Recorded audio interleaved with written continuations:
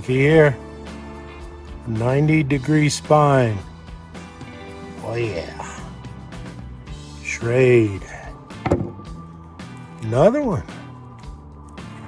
Pull it out with one hand. 90-degree spine. Trade. Ooh, what do we got here? Special knife. One hand trying to take it out. There you go. 90-degree spine. Yeah, Bushmaster. Stay tuned. You can learn how to do this yourself.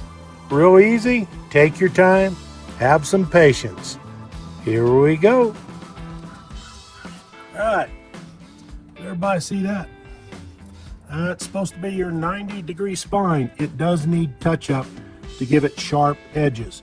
The reason why you want a 90-degree spine on your knife, some people don't like them. Okay, whatever, to each their own. But it's so you can go ahead and strike a ferrocerium rod and start a fire.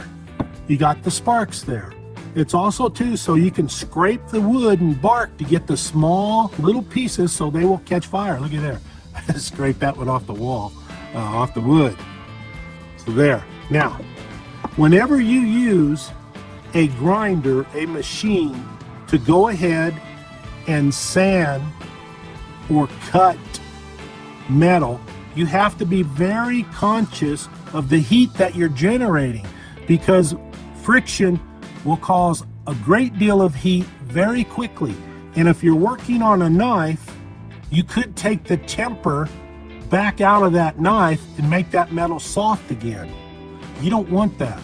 So if you're grinding, to go ahead and cause a 90-degree spine, we'll do it slowly. If it heats up too much and you feel that metal heating up when you're up against the belt, the sanding belt, or if you're using a grinder, or even if you're using a file. A file, I haven't really had any problems there. Using a file, if you wanted to do it that way. Back and forth, back and forth. And there's some people, they have a lot of success with it because they don't have a belt grinder, belt sander. I understand that, no problem. But if it starts to heat up, it's getting hot to the touch, pull it back, dip it in. It's supposed to have water in here, okay?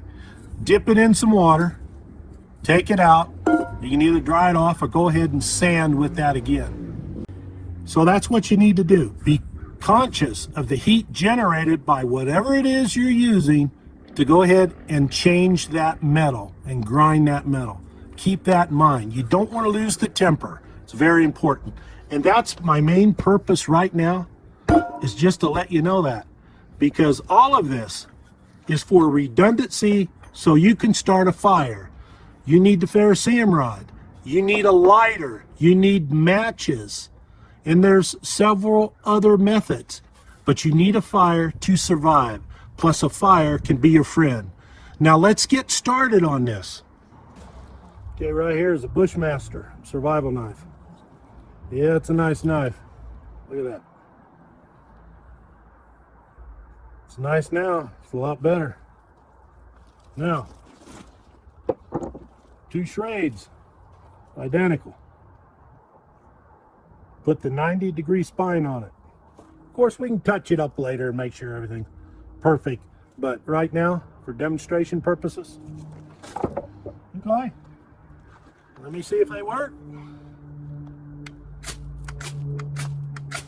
There you go, that's one. That's two. There's the Bushmaster.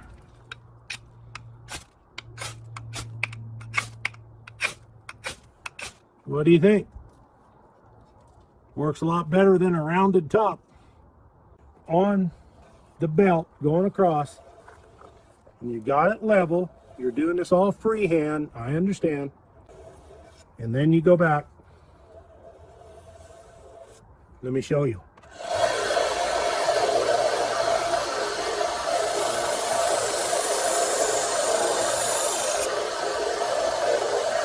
See, I flipped it.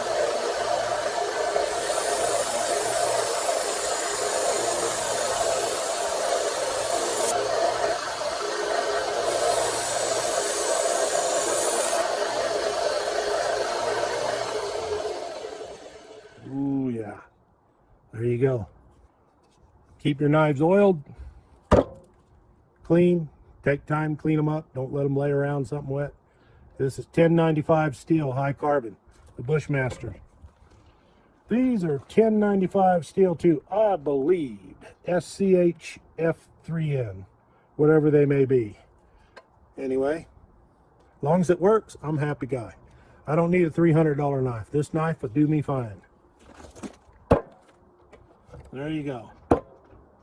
Incidentally, if you jam a knife into a piece of wood like that, don't crank it to the left or the right, regardless of what people want to do and test the knife, because there's always a possibility you could break a tip off, and you don't want to do that. Always keep your tips fairly thick to prevent that, okay? But to each their own. Let's get started.